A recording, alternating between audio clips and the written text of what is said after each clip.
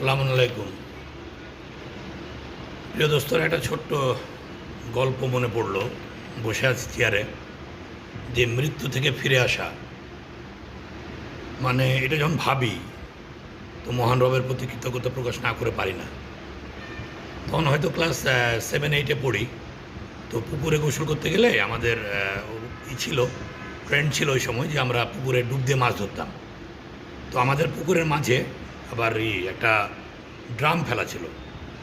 তো ওটা পুকুরের মিডিলে ছিল। তো আমরা আবার সাঁতার দিয়ে যে আগে যাইতে পারতাম সে ওই ড্রামের ভেতর ঢুকে মাছ ধরতাম।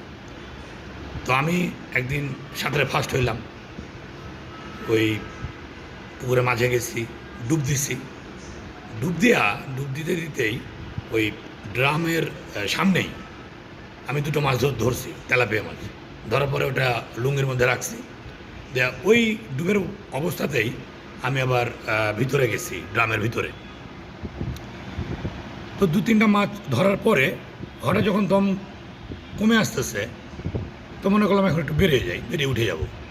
তো বেরাতে গিয়েই মাথাটা আমার ওই ড্রামের মধ্যে আটকে যায়। তো আমি কোনো অবস্থাতেই বেরোতে পারছি না, মানে আমার দম যায় এই অবস্থা। তো মহান রব মনে হয় নিজ ইচ্ছে একজন ফেরেশতাকে পাঠালেন।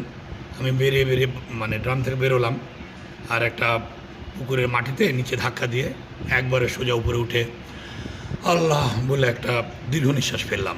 তো এটা আমার কাছে মানে কঠিন একটা অভিজ্ঞতা, যে জাস্ট মৃত্যু থেকে আল্লাহ আমাকে ফিরাই দিয়েছেন।